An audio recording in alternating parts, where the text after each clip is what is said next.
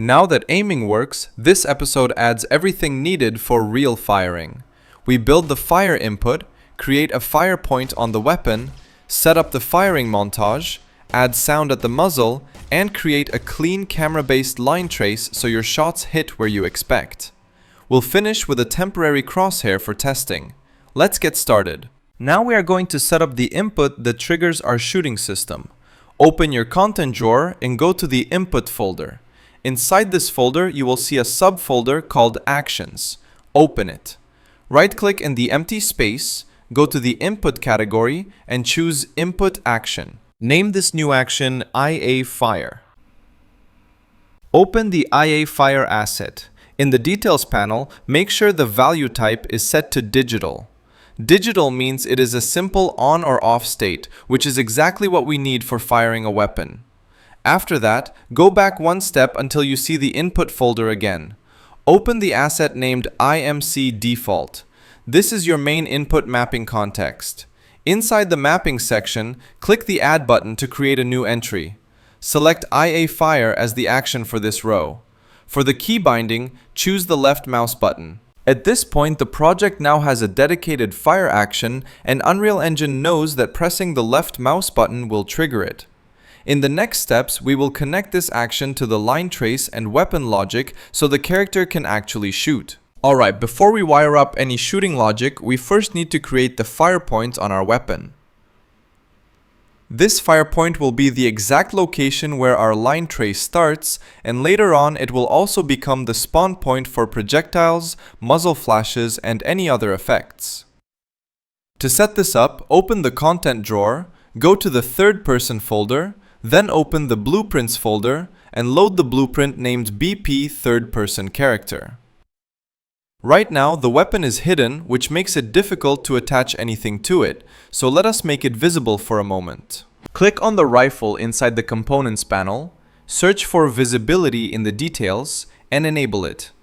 Next, we need the character to stop playing animations temporarily because the rifle moves with the animation and it becomes harder to place the FirePoint precisely. Select the root of the blueprint, which is BP Third Person Character itself, search for Animation in the Details panel, and find the option called Pause Anims. Enable this option. The character will freeze in place, which makes it much easier to work.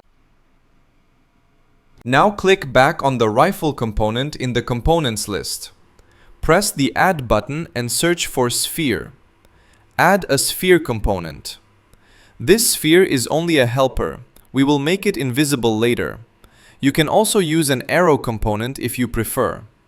The important part is that this component provides a stable world position that we can use as the starting point for all shooting logic.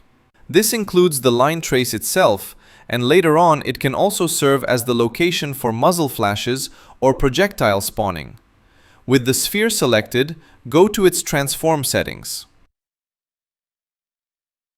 Lock the scale values and set the scale to 0.02.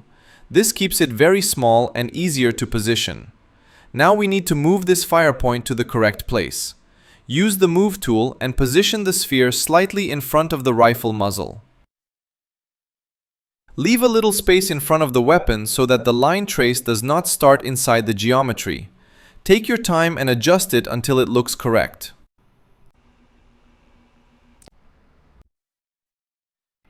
Once the FirePoint is positioned, open the Details panel again, search for Visibility, and disable it. The FirePoint will stay active, but it will no longer be visible in the game. Now we can turn the rifle visibility off again if you had it disabled earlier. Then return to the BP Third Person Character root component and turn off Pause Anims so the animation plays normally again. And that completes the FirePoint setup. We are now ready to start implementing the shooting logic inside the blueprint. Before we move into the blueprint logic, we need one more thing. We need an animation montage for the firing animation. This montage will allow us to play the firing pose whenever the weapon shoots. Open the content drawer, go to the main content folder, and then open the Anim folder. In the search bar, type Fire Rifle Hip. When you find the animation, right-click on it. From the Create menu, choose Create Anim Montage. Unreal will generate a new montage based on that animation. We will use this montage inside our blueprint when we trigger a shot. Once that is done, go back to the BP third-person character blueprint. Now we are ready to implement all of the shooting logic. Alright, let's take this slow and build the firing system step by step. Nothing fancy, nothing rushed, just clean logic and a calm brain. Start by opening the event graph inside your character blueprint. Find an empty space in the graph, not the crowded area, a nice, quiet spot. Now search for the input action named IA Fire and drop it in. Make sure you expand the node because we want the started pin. Started means the moment the player clicks the mouse, we react. Next, bring in the armed variable. Set it to get. Hold the B key and click to create a branch and connect armed into it. This is our first security checkpoint. If you are not armed, you are not shooting anything. Now drag the mesh component from the components panel into the graph. Pull a wire out of it and search for Get Anim Instance. This node gives us the animation blueprint that is currently active on this mesh. Think of it like asking the character, "Hey, which animation system are you using right now?" From that anim instance, pull another wire and search for Cast to ABP Unarmed. This is the animation blueprint we built in the previous episode. The cast checks if the current animation system is actually that one. If it is, great. Now we can access all the variables inside that animation blueprint. From the As ABP Unarmed pin, pull out another wire and search for Get is Aiming. This is a simple boolean telling us whether the player is aiming. Create another branch and connect it. Now we are checking two things. First, are we armed? Second, are we aiming? If both are true, you may proceed. If not, no bullets today. From the true output of the branch, search for Play Anim Montage. Keep the target as self. Select the Fire Rifle Hip Montage. Keep the play rate at 1. This simply plays the shooting animation. Next, bring in the FirePoint component. This is the small sphere we attached to the weapon earlier. If you renamed it to FirePoint, even better. From this FirePoint, pull a wire and search for Get World Location. This gives us the exact muzzle position where our bullet would start. Now search for Play Sound at Location. Place it right after the montage. Choose the first-person template weapon fire sound and connect the FirePoint world location to the sound. This way, the audio comes from the muzzle and not from somewhere random like the character feet. Now it is time to build the line trace.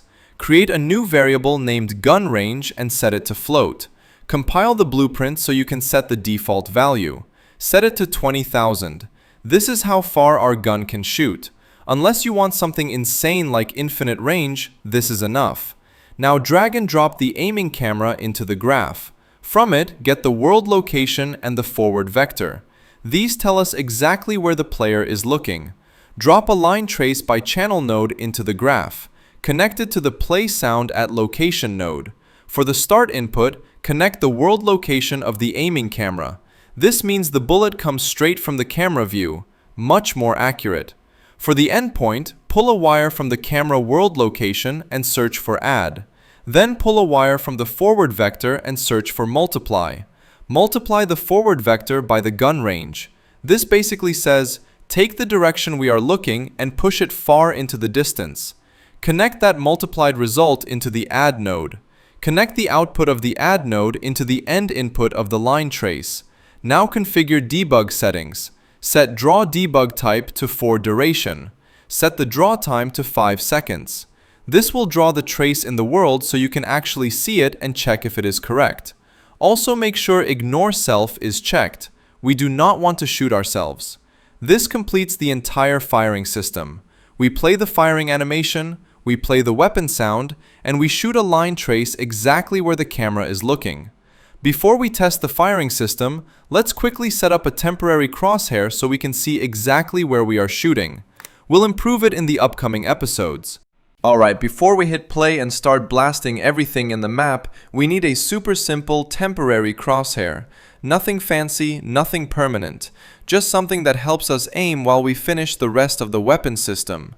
Later we can replace it with a proper crosshair or even a laser pointer like the Resident Evil style that Vakiba mentioned in the comments. But for now, let's keep it basic. First, open your content drawer and go into your UI folder. Right-click, go to User Interface and create a new widget blueprint. Name it WBP HUD. Now open that widget. On the left panel, drag in a canvas panel. After that, drag in a text widget and drop it right in the center. We want this text to behave like a tiny placeholder crosshair, so set the anchor to the middle of the screen. Then set position X to 0 and position Y to 0. Set the size X to 20 and the size Y to 20.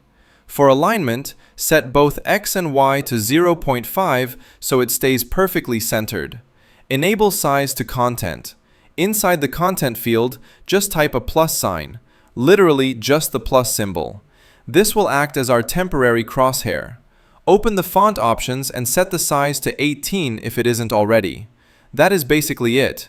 One plus sign pretending to be a crosshair. It's cheap and it works perfectly for testing. Now let's add it to the screen. From this node, pull a wire and search for Create Widget. Set the class to WBP HUD. From the return value pin, pull another wire and search for Add to Viewport. That places the crosshair on the screen as soon as the game starts. Compile and save everything. Now you have a temporary crosshair so you can actually see where you are aiming before we build the proper aiming UI or possibly switch to a laser pointer system later. Alright, now it is time to actually test everything we have built in this episode. Click the play button and jump into the level. Now hold the right mouse button to aim and start firing. You should see the character shooting, the line trace drawing in the world for debugging, and the weapon responding exactly the way we set it up. The firing montage also plays correctly. If the animation looks a little soft on the female mannequin, that is normal.